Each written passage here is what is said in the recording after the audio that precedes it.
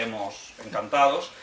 De hecho, es volver a los orígenes, porque el seminario Tocqueville, que es el antecedente del Club Tocqueville, nace como una serie de reuniones que hacíamos exalumnos algunos viernes por la tarde en esta Facultad de Derecho. Por tanto, desde este punto de vista es como volver a los orígenes, volver a casa, y es ahí donde también empezamos a encontrarnos Ricardo Calleja y algunos que también estáis aquí hoy. Ricardo Calleja es actualmente profesor en el IES, vive aquí en Barcelona, aunque él no es de Barcelona, pero reúne, digamos... ¿Qué es ser de Barcelona? ¿Qué es ser de Barcelona? Tienes razón.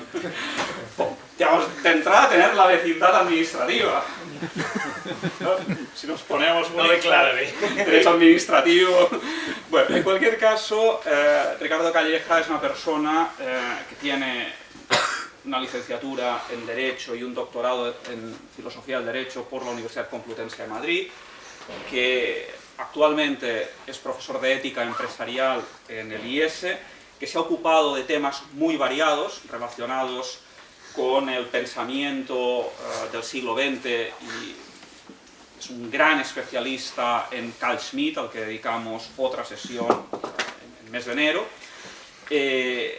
Ética empresarial, organización de empresas, y luego tiene una actividad en los medios de comunicación constante. Es inagotable lo que nos manda para leer, que escribe en diversos formatos, sea en The Objective, sea en Red Florida Blanca, sea en El País, en El Mundo. Estamos muy contentos de que hoy nos pueda hablar sobre un tema que podría parecer a algunos inusual tratarlo en una facultad de Derecho y tratarlo en el Club Tocqueville, pero dejaré al profesor Calleja que nos explique el porqué de Ratzinger, Benedicto XVI, con este tema sobre razón, cristianismo y Estado liberal, y que lo haga en este contexto de este ciclo sobre el pensamiento político en el siglo XX, que es a lo que estamos dedicando este año, este curso de formación también cada mes. Simplemente a título introductorio, sí quisiera decir que pues, hay toda una tradición que viene pues, del primer iluminismo, cuando Grocio dice aquello del et si Deus non daretur, que luego un teólogo protestante alemán en el siglo XX, Bonhoeffer, por cierto, cuñado de uno de los grandes juristas del siglo XX, Leibniz, alemán, actualiza y pone al día y mantiene en esta idea, el como si Dios no existiera. Y ahí, amparándose, porque hay también unas raíces en Pascal, Ratzinger le da la vuelta y habla de él como si Dios existiera, vivir como si Dios existiera. Y Ratzinger lo hace justamente, al menos lo que recuerdo, en el último de las conferencias que dará antes de ser papa. Por tanto, es Ratzinger, cardenal Ratzinger, en el Subiaco, en Italia, con una conferencia a la que hay que volver siempre, porque es una gran mirada a la situación del mundo, de la Iglesia en el siglo XX, y entonces propone esto. ¿Qué significa este et si Deus daretur, ¿no? Y bueno, yo creo que este es un punto de partida de muchas de las cosas que Ricardo Calleja nos puede explicar con toda propiedad, porque ha estudiado el tema, porque lo ha estudiado como él trabaja las cosas, apasionadamente, y por tanto, por mi parte callo, le agradezco que esté aquí, les agradezco a ustedes también su presencia y le cedo la palabra muy gustosamente. Cuando quiera, Ricardo. ¿Se oye bien? Sí, muchas gracias, José María. Buenas tardes a todos y gracias por venir. Quería empezar contando una anécdota personal de la que quizá no sabéis. En septiembre tuve la suerte de estar en Roma y yo estaba preparando entonces una conferencia que iba a dar parecida a la que daré hoy, aunque centrada en el tema que ha mencionado José María antes, que iba a dar en Estados Unidos.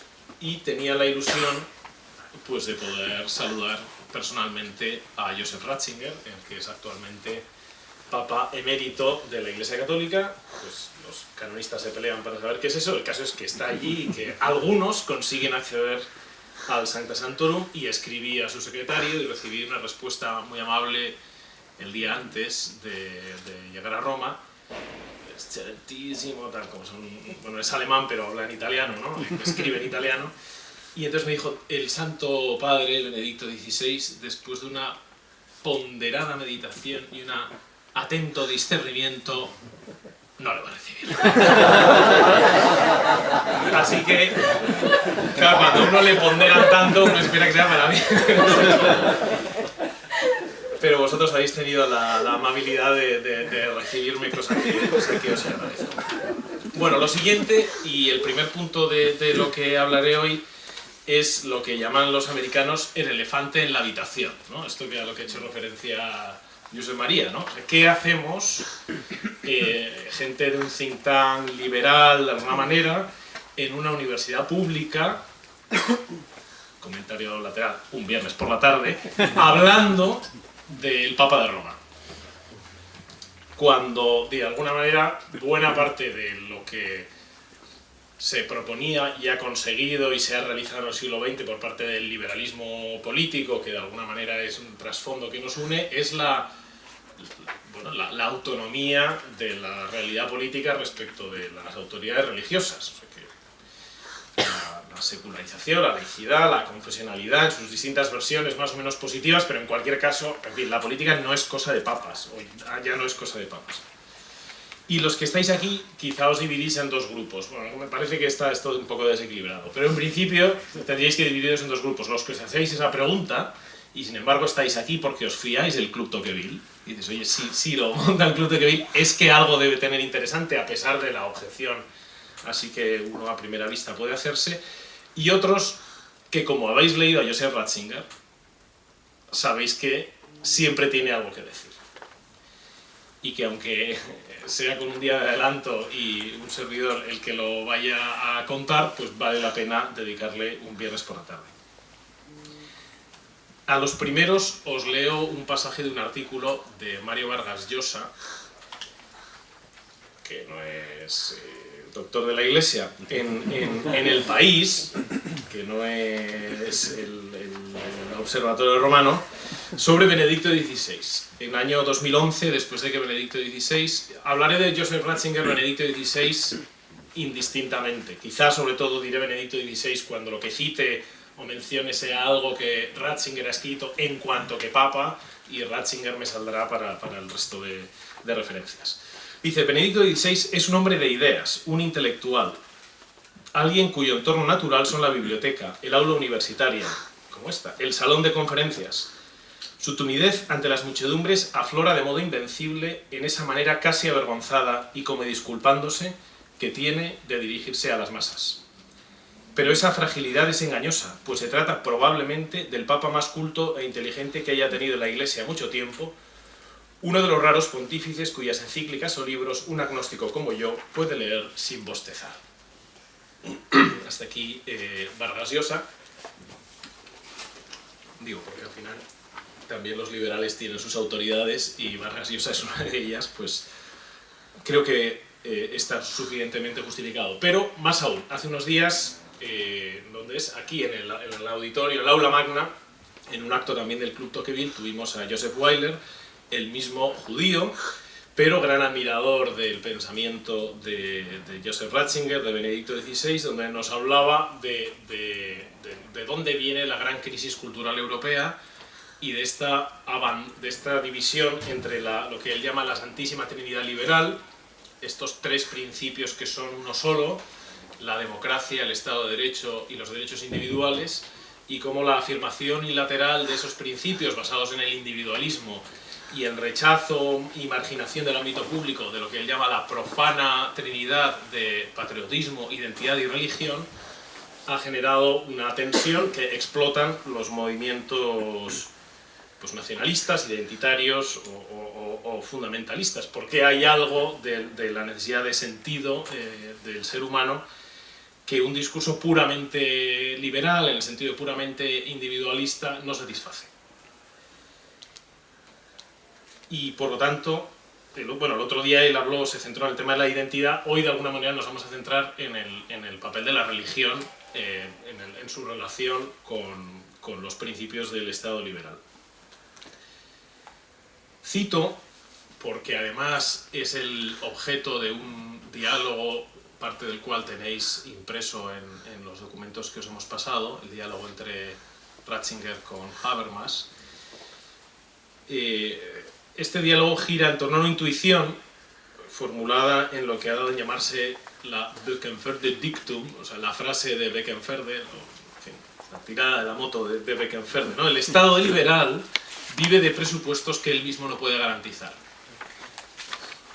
El Estado liberal, democracia, Estado de Derecho, derechos individuales, solo funciona si hay algo presupuesto, algo prepolítico, algo previo, que está en otro ámbito, que no es el de las instituciones, no es el de la formalidad de las instituciones constitucionales, de los parlamentos, de las elecciones, de los textos legales, de las jerarquías kelsenianas, y sin embargo sin el cual eso no funciona. Y esta es una idea que a la que le vamos a dedicar hoy esta tarde. O sea, ¿qué dice Ratzinger sobre cuál es el papel de la religión y de la razón en asegurar esos fundamentos prepolíticos que permiten que funcionen razonablemente las instituciones del Estado liberal, y sin el cual las instituciones del Estado liberal dejan de cumplir la función que se atribuye? Y adelanto, hablaremos, y esto es una cosa que Ratzinger lo dice una y otra vez, pero en ningún momento habla de dos elementos de estos fundamentos prepolíticos, que como están relacionados, y él los trata siempre relacionados, a veces no se distinguen bien, incluso uno llega a cortocircuitos cuando lee. Suena muy bien, pero si uno se pone riguroso dice, aquí hay un salto que no sé dónde viene. Y esos son dos elementos que son distintos y que trataré de modo distinto en dos partes de la exposición. Uno es, digamos, la parte normativa, argumentativa, racional de esos fundamentos, o sea, cómo se justifica la justificación del Estado liberal y del consenso moral que requiere. Y otra cosa absolutamente relacionada, pero que debemos abordar por claridad de modo separado, con la esperanza de que luego todos seamos capaces de ver las relaciones, que es el fundamento, si queréis, sociológico, conductual, existencial, cultural, lo que el Papa Benedicto y antes Ratzinger y otros muchos llaman la memoria cultural, las raíces, la cultura prepolítica de un pueblo. No es lo mismo, porque esto segundo no está hecho solo de argumentos. Hay otras muchas cosas, también los argumentos. Lo veremos. En fin, las preguntas que nos vamos a hacer son precisamente estas, ¿no? ¿Cuáles son los fundamentos prepolíticos del Estado liberal? Insisto, sin el cual el Estado liberal, por muy bien que esté diseñado, no funciona, no cumple con su misión. ¿Cómo se puede justificar el ejercicio del poder dentro del Estado y los límites del ejercicio de ese poder? Y por lo tanto, ¿cómo se puede dar fundamento al derecho? ¿Qué papel juega la religión en ese esfuerzo por fundamentar los límites y la dirección del ejercicio del poder? Esto será una parte, pero luego, bueno, y entonces esto primero miraremos la relación entre poder, derecho y justicia, y después hablaremos en dos partes de los fundamentos prepolíticos. Primero de la parte más intelectual, más racional, y después de la parte más sociológica, por decirlo así. Y por último añadiré como track bonus, y es un capítulo que he dado en llamar, con todo respeto, si Ratzinger levantara la cabeza. En realidad Ratzinger sigue vivo, pero dejó de hablar hace unos años, o al menos de hablar de estas cosas, y por lo tanto, en ese sentido, su obra está ya hecha. Y sin embargo, desde que Ratzinger, Benedicto XVI, dimitió como papa hasta el día de hoy, 6 años, sencillamente hacer el ejercicio mental de pensar cómo veíais el mundo hace 6 años. Como un modo de hacer ese ejercicio muy fácil, miraos el artículo que os he citado de Vargas Llosa y cómo veía él la Iglesia Católica y Benedicto, y mirad la realidad actual. 6 años. En fin, si Ratzinger levantara la cabeza, ¿qué pensaría del mundo que vivimos hoy? Pero antes de todo, un apunte breve de... O sea, Ratzinger es fundamentalmente un papa, además, fundamentalmente, el primer papa de la historia moderna que abandona el papado. Es un cardenal, y como cardenal era el encargado de la congregación de la doctrina de la fe, o sea, el tío que defendía el dogma o promovía, si lo que te pones en positivo, el dogma católico. Antes un gran teólogo. Claro, uno no puede entender a Ratzinger si no se imagina las aulas de su universidad, no como esta, sino como el auditorio, llenas de alumnos de todas las carreras hasta completar aforo y más, para escuchar sus lecciones sobre del curso de introducción al cristianismo.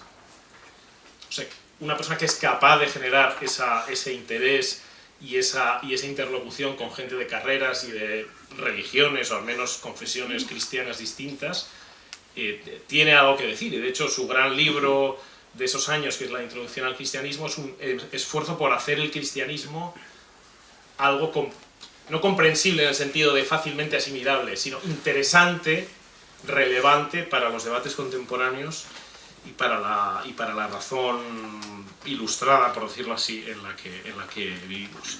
Bien, pues una de las obsesiones de ese libro, que no está como tal la obsesión repetida una y otra vez a lo largo del libro, pero que se repite a lo largo de la obra de Ratzinger, es lo que da título a esta sección, que es Joseph Ratzinger contra la teología política.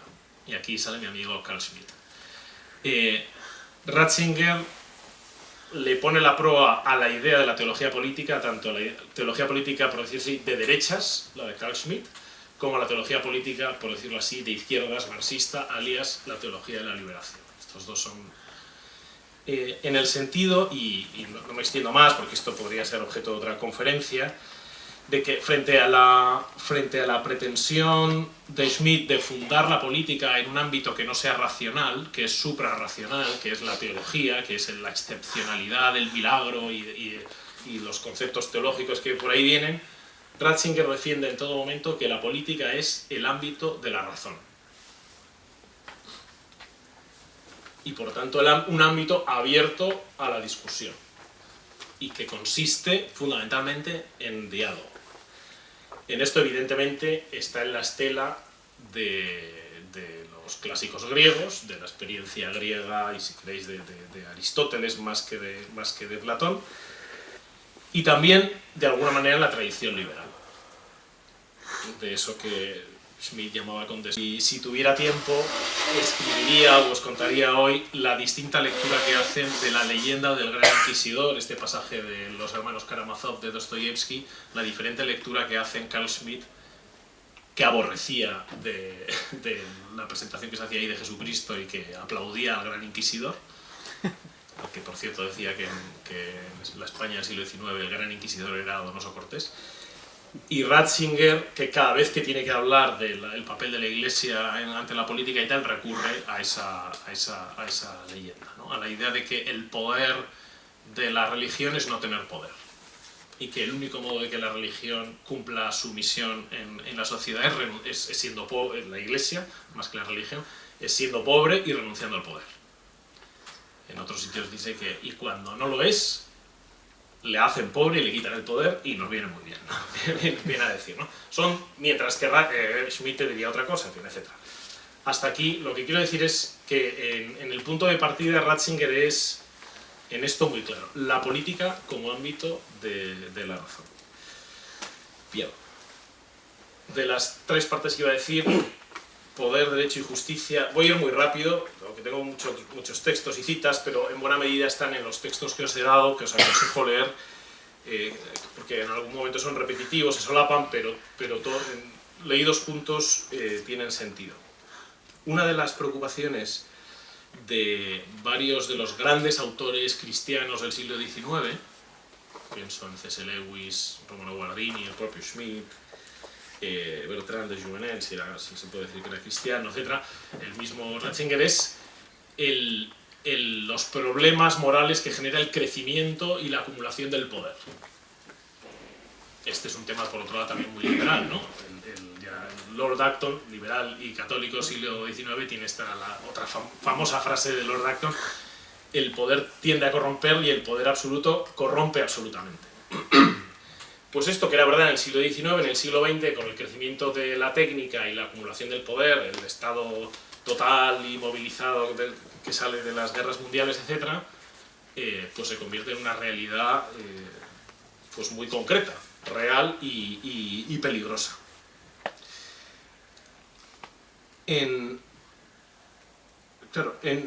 Y a la vez, parte de en esto Ratzinger está muy en la línea de Guardini. La experiencia del siglo XX rompe con cualquier narrativa histórica ingenua, liberal, progresista. La idea del progreso, la idea de que, bueno, la humanidad va para arriba, vamos para arriba porque hemos inventado el vapor, vamos para arriba porque hemos inventado el coche, y vamos para arriba porque somos cada vez más estupendos. Entonces el siglo XX, Auschwitz, no te permite hacer, ¿no? Te hace ver que, mira, unos tíos que han desarrollado la técnica hasta el punto de ser capaces de organizar industrialmente la matanza de seres humanos, pues están matando seres humanos, ¿no? Ese diferencial hace evidente que al crecimiento material no le sigue necesariamente el crecimiento moral. Es más, que a veces es al revés. En uno de sus textos como Papa, no quiero leer muchos, pero este creo que es importante. Un progreso acumulativo solo es posible en lo material. Aquí, en el conocimiento progresivo de las estructuras de la materia y en relación con los inventos cada día más avanzados, hay claramente una continuidad del progreso hacia un dominio cada vez mayor de la naturaleza. Una parte de esta narrativa de progreso, pues es verdad, mirad vuestros móviles y lo comprobaréis. En cambio, en el ámbito de la conciencia ética y de la decisión moral, no existe una posibilidad similar de incremento. Por el simple hecho, y esto es, aquí sale otro tema que será central, por el simple hecho de que la libertad del ser humano es siempre nueva y tiene que tomar siempre de nuevo sus decisiones. No están nunca ya tomadas para nosotros por otros, esas decisiones. En este caso, en efecto, ya no seríamos libres. La libertad presupone que en las decisiones fundamentales cada hombre, cada generación, tenga un nuevo inicio. Es verdad que las nuevas generaciones pueden construir a partir de los conocimientos y experiencias de quienes las han precedido, así como aprovecharse del tesoro moral de toda la humanidad, pero también pueden rechazarlo, ya que éste no puede tener la misma evidencia que los inventos materiales. El tesoro moral de la humanidad no está disponible como lo están, en cambio, los instrumentos que se usan. Existe como invitación a la libertad y como posibilidad para ella. En el diálogo con Habermas, lo tenéis ahí, Ratzinger da como dos grandes líneas de cómo está creciendo en concreto el poder. Uno es la alineación progresiva entre el poder político, económico y cultural, algo que va más allá de lo que se llama el capitalismo de amiguetes, ¿no?, de política y economía, sino que incluye también el cultural. Y por otro lado, el crecimiento tecnológico y en concreto, podríamos decir, no usar estas palabras, pero el biotecnológico. O sea, como el poder del hombre, estos que también han destacado estos otros autores, ¿no?, el poder del hombre sobre la naturaleza termina siendo poder del hombre sobre el otro hombre y poder del hombre sobre la naturaleza humana.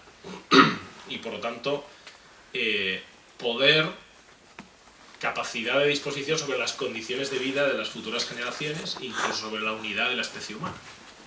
Este es el poder que se está desarrollando, bueno, pues en el mundo de la ciencia, y que necesita, al ser un aumento de poder tan exponencial, necesitaría un aumento de capacidad moral paralela y de institucionalidad que sea capaz de responder a esos retos, ¿no?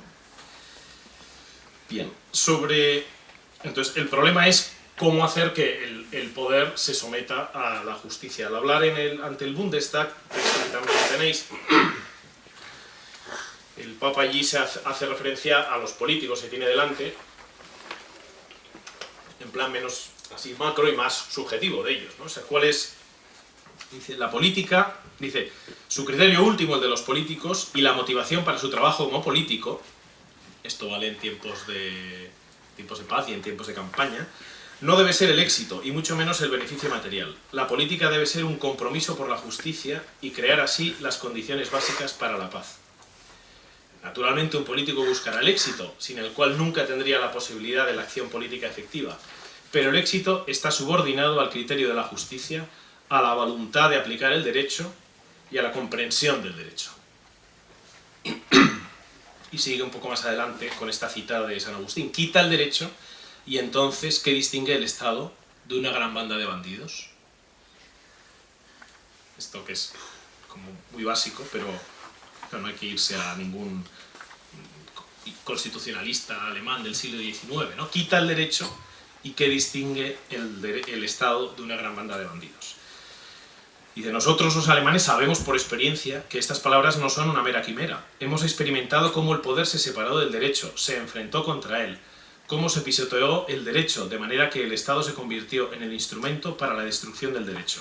Se transformó en una cuadrilla de bandidos muy bien organizada. Bien, otros tendrán otras experiencias, pero esta es la de Ratzinger con la Alemania nazi. Dice, si no prevalece la fuerza del derecho, prevalece el derecho del más fuerte. En otro de los textos que pongo, ¿no? El poder atenido al orden del derecho y puesto al servicio del derecho es lo contrario de la violencia. Y por violencia entendemos el poder exento de derecho y contrario al derecho.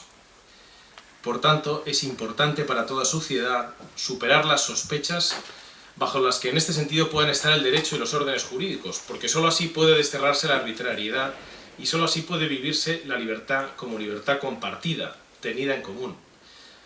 La libertad exenta de derecho es anarquía y por tanto destrucción de la libertad.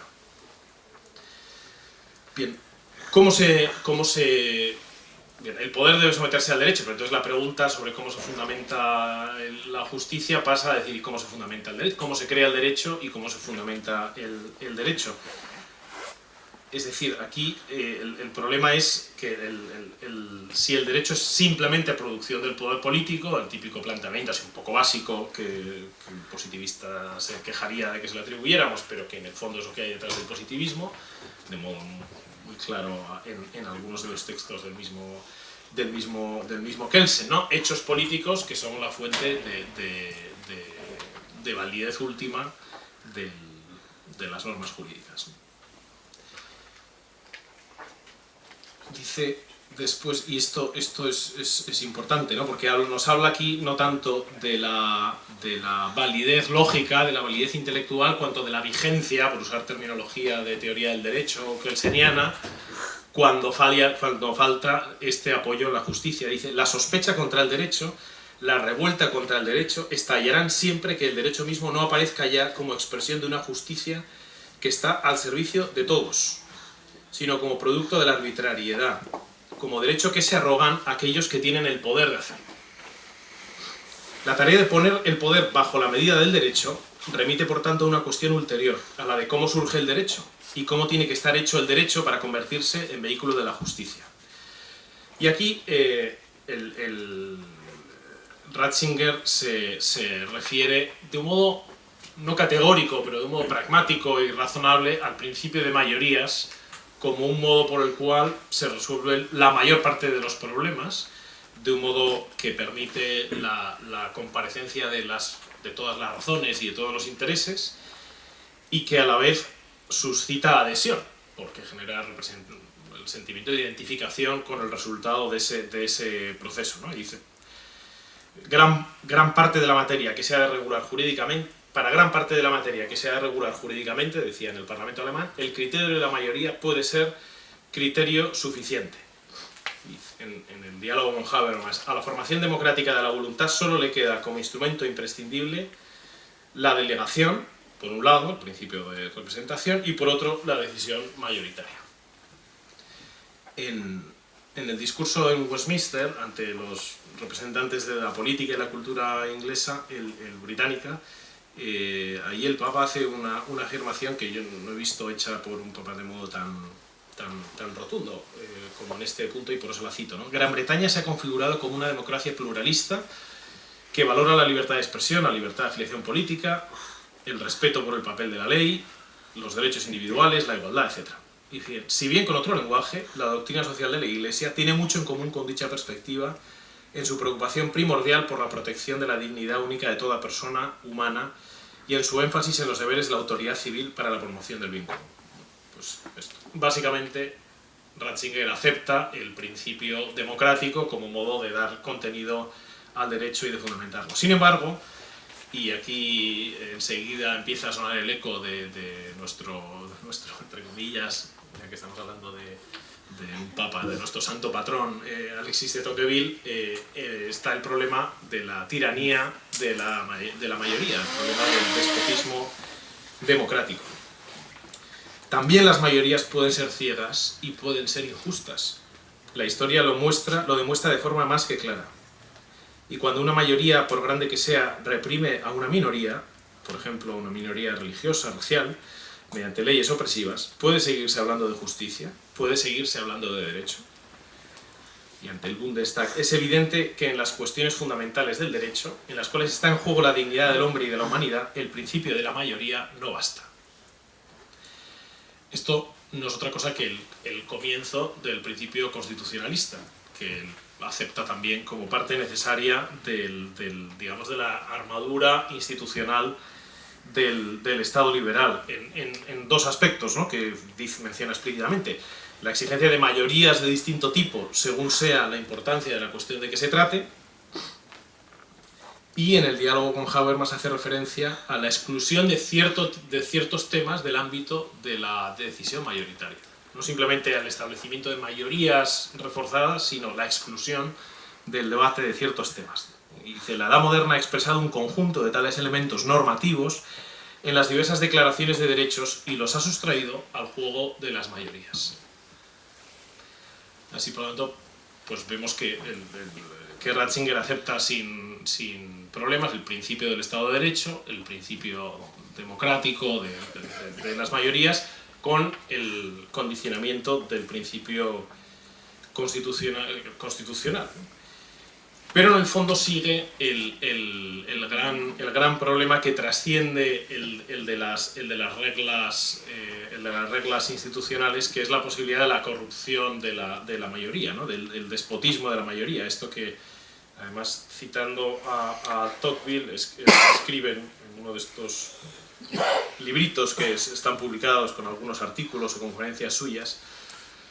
Dice, una condición esencial para que en Estados Unidos fuera posible un orden de libertades era, a juicio del gran pensador político, el que en América seguía viva la conciencia moral fundamental, alimentada por el cristianismo protestante, la cual constituía el fundamento que sustentaba las instituciones y mecanismos democráticos. Aquí, como veis, ya estamos pasando a la segunda parte de los fundamentos prepolíticos, ¿no?, con un ejemplo concreto de autor, pensamiento, razonamiento, pero también de sociedad concreta que tiene una cultura política que permite este juego de las instituciones y mecanismos democráticos.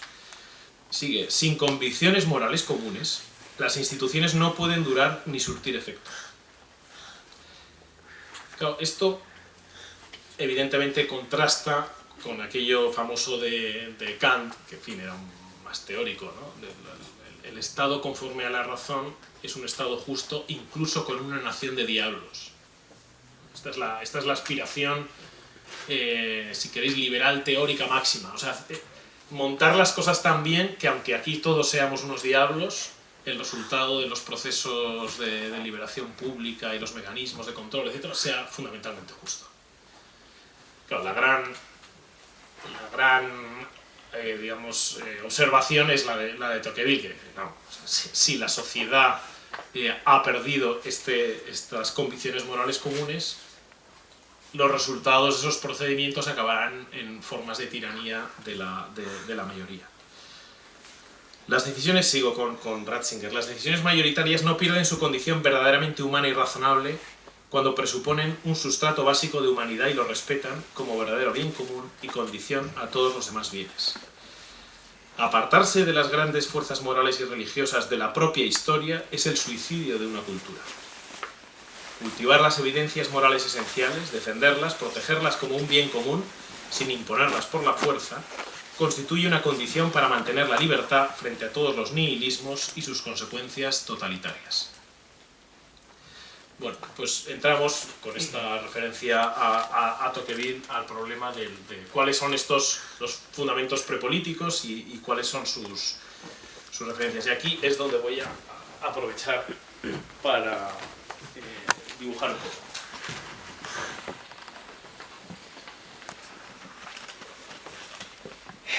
Vamos a ver, estoy ya perdido.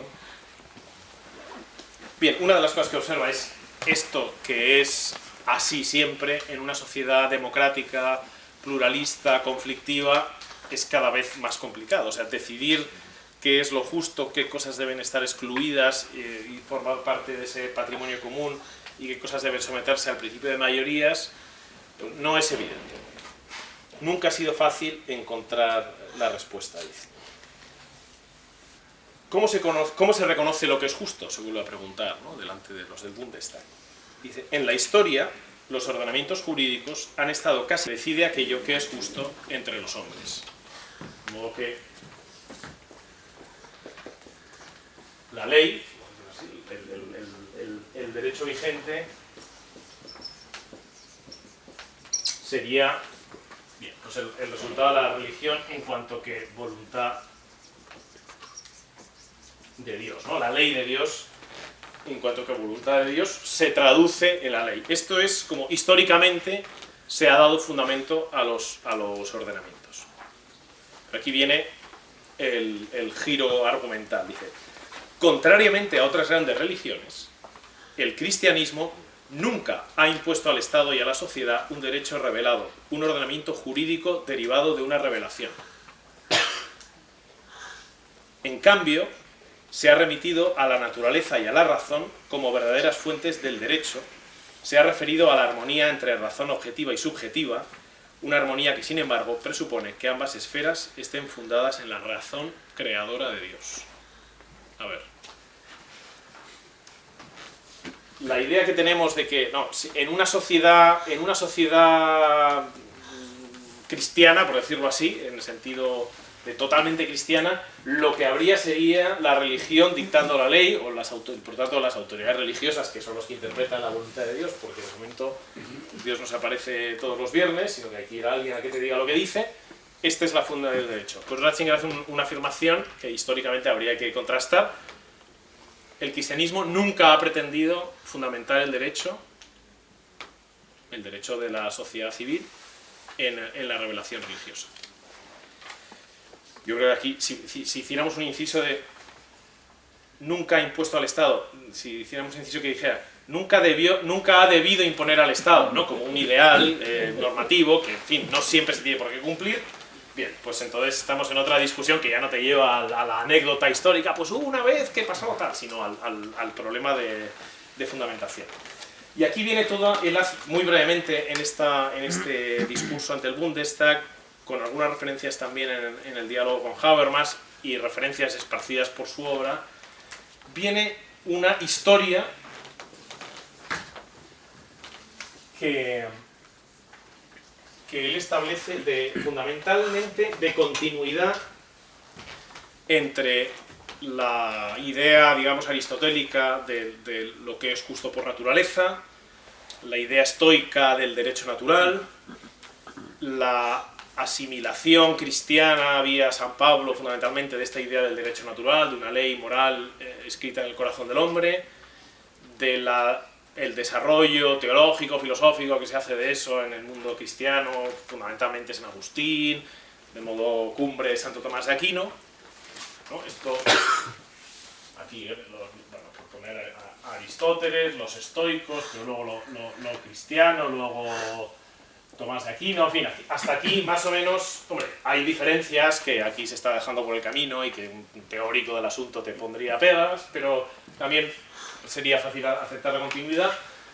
Pero luego sigue y te dice, por ejemplo, pues Francisco de Vitoria, ¿no?, como uno de los que uno de los momentos en los que esta tradición del derecho natural se vuelve a remozar es precisamente cuando nos encontramos con alienígenas, que eso es básicamente lo que eran los indígenas, para nuestra mentalidad eran fundamentalmente alienígenas, o sea, gente que no pertenecía a nuestro mundo, y Francisco de Vitoria le reconoce, bueno, y no solo él, la reina Isabel, etc., le reconoce humanidad y derechos no fundamentados en su condición de cristianos o no, sino en su condición de seres humanos creados a imagen de Dios.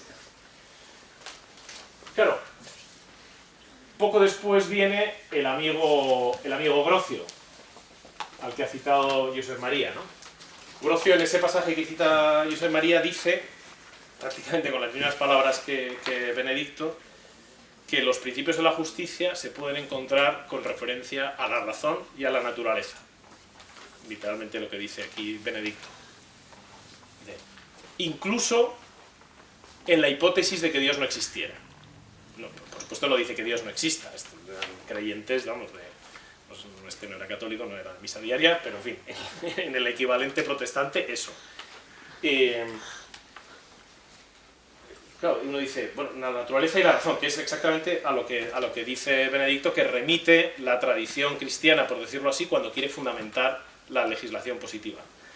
Sin embargo, uno sigue leyendo y dice, sin embargo, presupone que ambas esferas estén fundadas en la razón creadora de Dios. Entonces, parecía que se estaba yendo con Grocio y de repente te da un quiebro y dice que no, que vuelve a Dios.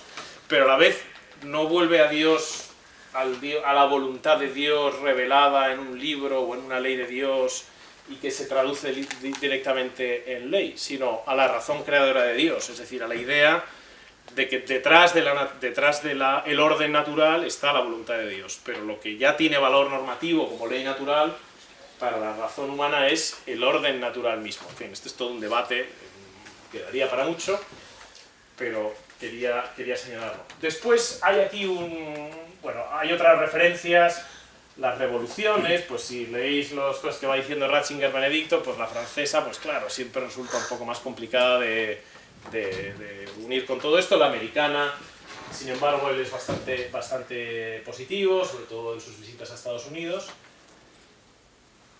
El tema de los derechos humanos, sobre todo las grandes declaraciones de derechos de la posguerra mundial, él lo une con toda esta tradición.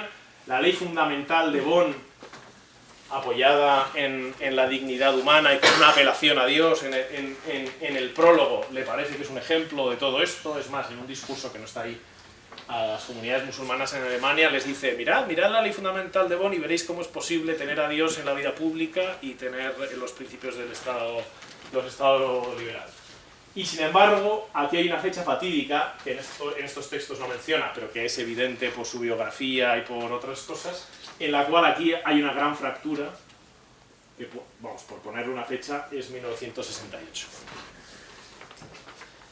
Año en el que él ve con horror a los estudiantes de teología de su universidad asaltar a mazazos el despacho del decano, y se da cuenta de que aquí está pasando algo, ¿no? Aquí se está quebrando el orden, que una cosa es investigar y ser creativos y tal, y otra es saltarse todo. Bien, evidentemente, esto de que aquí hay una continuidad, hay que hacerlo compatible con todas las discontinuidades que hay, porque podemos estar toda la noche hablando, ¿no? No me voy a meter, porque no estamos hablando desde la perspectiva, digamos, desde dentro de la tradición cristiana de este problema, sino más bien estamos viendo lo que dice Ratzinger a la tradición del Estado liberal, pero me parece que para él es importante esta continuidad también para poder hacer una historia de continuidad cuando en algún momento aquí, antes del 68, justo antes del 68, la Iglesia, con 23, Concilio Vaticano II, en fin, incluso si quieres Pío XII, con la aceptación de la democracia, acepta los principios del Estado liberal. Estado de Derecho, democracia, derechos individuales, particularmente libertad religiosa.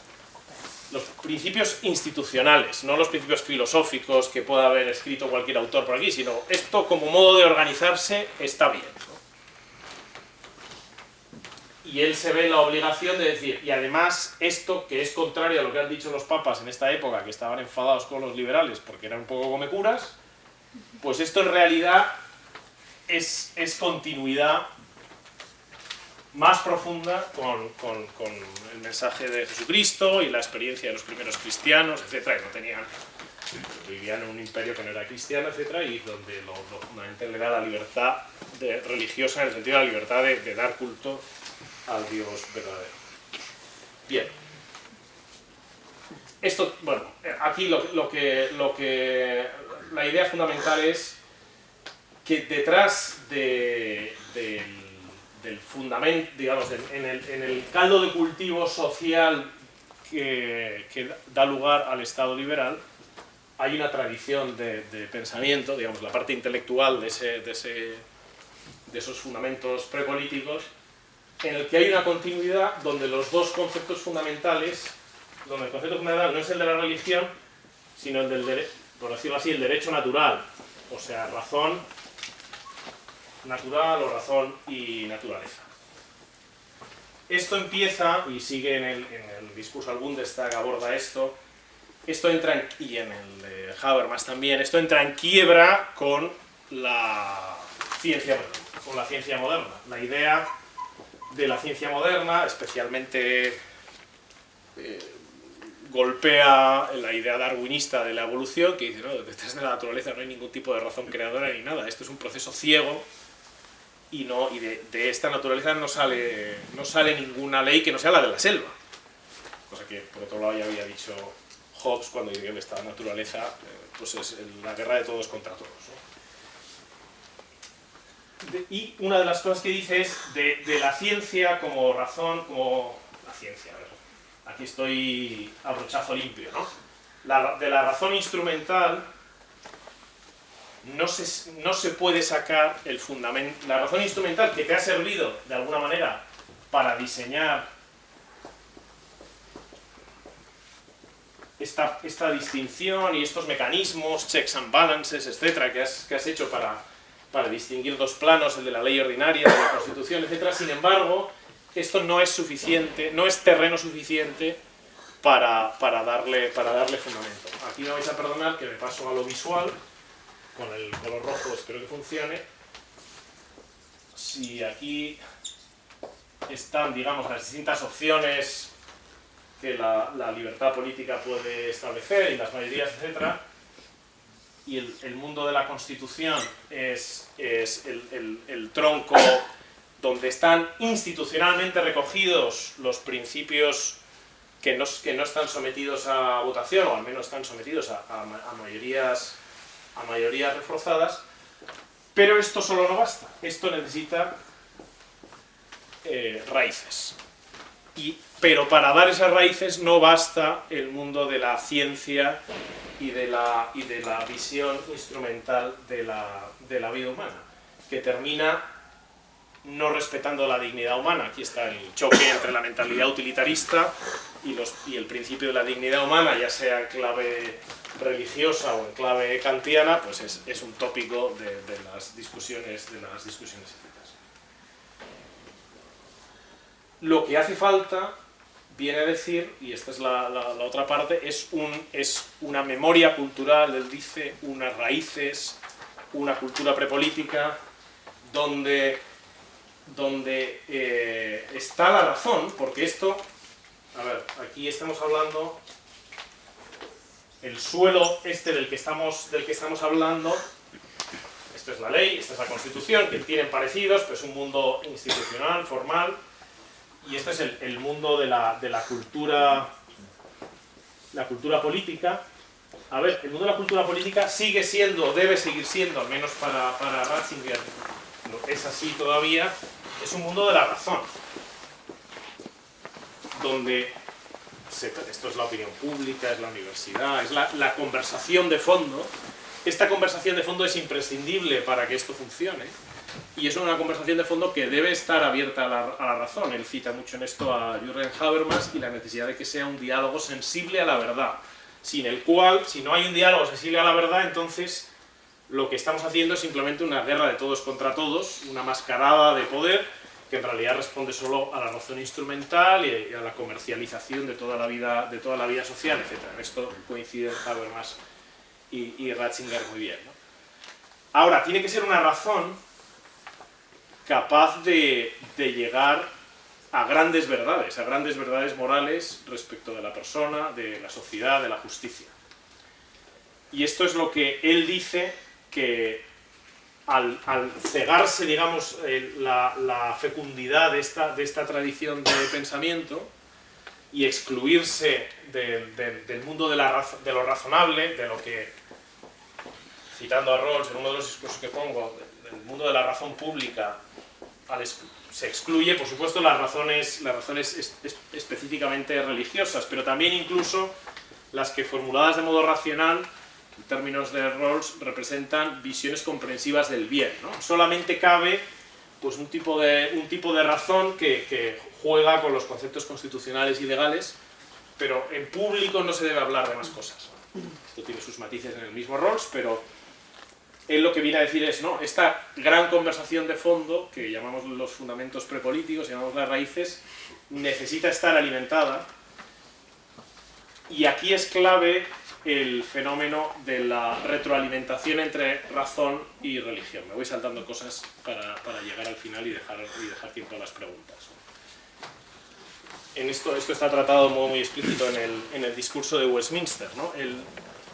Es verdad, la religión dejada así sola puede acabar en formas corruptas de sociabilidad, fundamentalismos, teocracias, locuras, ¿no?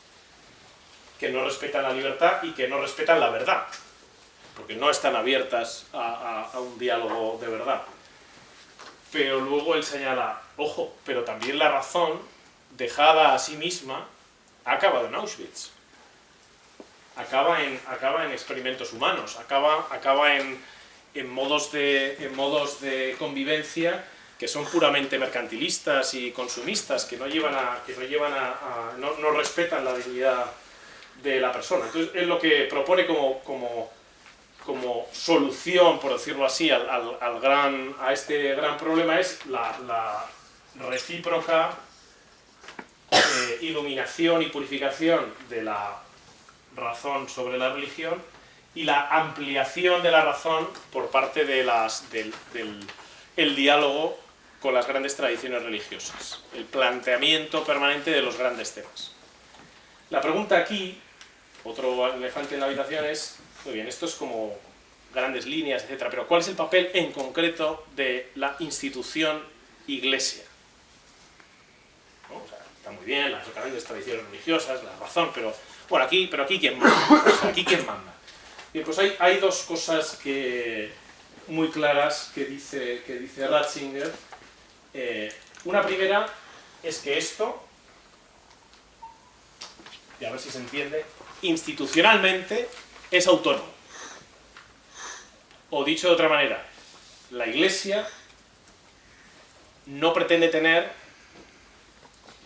voto en estos procesos, ni guardarse una golden share para poner un veto final, ¿no? Pues el Consejo de la Revolución que hay en Irán, ¿no? Y pues hay un proceso democrático autónomo en Irán, pero al final hay un Consejo de la Revolución que, como te vayas mucho de la idea original, te meten en vereda. Pues la Iglesia Católica no pretende ser un Consejo de la Revolución que dice, bueno, fenomenal, oye, democracia, dialogad, lo que sea, ahora como os vayáis de varas, os voy a corregir. Y sin embargo, la Iglesia, en cuanto a institución que representa una de las grandes religiones, sí necesita tener la libertad para poder seguir hablando en varios planos, ¿no? Evidentemente, en el plano estrictamente religioso, para sostener el esfuerzo moral que supone el diálogo abierto a la razón, el diálogo abierto a la verdad. Estar abiertos a la verdad no basta tener Twitter, no basta tener un título universitario. Hay que tener una disposición moral de estar por encima de los intereses y de las urgencias, ¿no? Eso, las instituciones del Estado constitucional no lo dan. Eso lo da las raíces, ¿no? Y en ese sentido la Iglesia tiene un papel al que quiera ayudarle a reforzar su. Pero luego tiene un papel que también menciona, además, con referencia a las universidades en uno de los discursos que os he dado, que es el de la filosofía. O sea, claro, Ratzinger está detrás de una de estas encíclicas de Juan Pablo II que vale la pena leer, que se llama Fides et Ratio, ¿no? La fe y la razón. En realidad, el gran creyente en la razón a comienzos del siglo XXI en el mundo, el único que sigue creyendo en la razón así de un modo un poco serio, es Joseph Ratzinger y gente como él. O sea, la mayor parte de la gente está en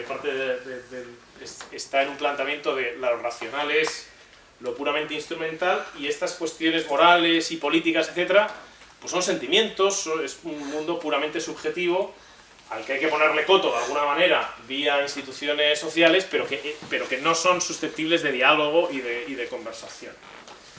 Pero incluso la propia ciencia, a través de las universidades, pues es una contribución con la que también la Iglesia, a la que la Iglesia también contribuye, ¿no? No es la única, pero también. Bien, esto es más o menos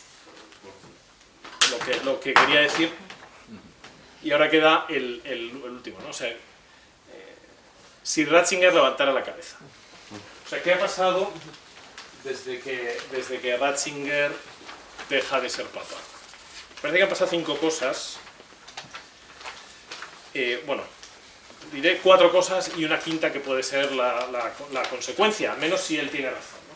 Pues una primera cosa que quiero decir es que él está diciendo cosas que ya han dicho muchos. O sea, la idea de que una democracia sin verdad, no abierta a la verdad, etcétera, acaba en la tiranía de la mayoría y unas formas solapadas de despotismo, pues ya lo ha dicho Tocqueville, ya lo ha dicho otros papas antes que él, etcétera. O sea, tampoco es que diga una cosa muy novedosa. Lo que pasa es que han pasado siglos de que nos advertían de eso y, oye, las cosas seguían yendo bien. O sea, que tampoco era para... O sea, todo este discurso de, ojo, que la democracia sin verdad acaba en totalitarismo. Chico, yo no veo totalitarismo. O sea, de hecho, nos va bastante bien, ¿no?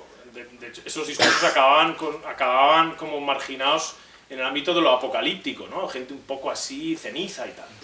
Yo creo que la gran ventaja de nuestro tiempo y lo gran tremendo es que por fin vemos las consecuencias de las premisas. Y en estos 6 años ha pasado. Acumulación del poder. De 6 años a esta parte. Bueno, pues en estas 2 líneas que dice, ¿no? La alineación entre poder político, económico y cultural. Hace de un balance. Bueno, no necesariamente estos 6 años, pero en los últimos años. Esto va a más, y la percepción de que es así va a más, con lo que eso tiene de erosión de la confianza en las instituciones, que están rigged, ¿cómo se traduce esto, Roger? Rigged, ¿cómo? Sí, débiles y como saboteadas, ¿no? por grupos de poder, por grandes empresas que tienen muchísimo más poder que los estados con los que negocian las condiciones de sus propias operaciones en esos países, ¿no? El tema de la biotecnología y de la tecnología en general, pues estamos, ¿no? Ahí el discurso progresista exponencial es verdad, pero los frenos no funcionan. Las veces que hemos intentado poner freno a esto no funciona, todos esperamos que salga bien, pero bien. Segundo tema.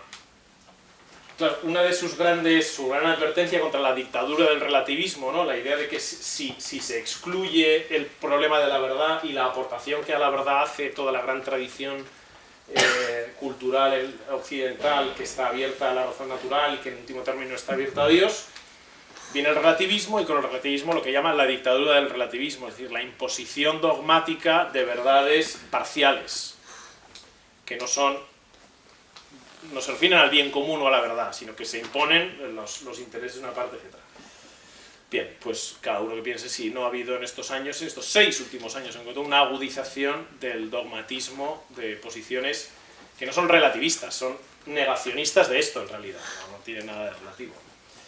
En tercer lugar, claro, si desaparece el tronco común, o sea, el suelo común de una cultura política común, que da sostén a una constitución que encarna unos valores comunes, lo que aparece es la polarización de la opinión pública y la fragmentación del debate público. De modo que hoy en día no se puede decir en ninguna sociedad occidental que estemos ante un árbol. Estamos ante suelos agrietados que dan lugar a lo que antes eran ramas, ahora son troncos distintos. O sea, el debate pluralista y el conflicto no está en el nivel de la legislación ordinaria, de la letra pequeña, está en el nivel de los principios y de las instituciones básicas de la sociedad. Con lo que eso tiene, el cuarto punto, que él está advirtiendo desde todo el rato, que es el peligro de que cuando el derecho, las instituciones jurídicas, no tienen un verdadero fundamento, la gente no las perciba como justas y se resista a obedecerlas.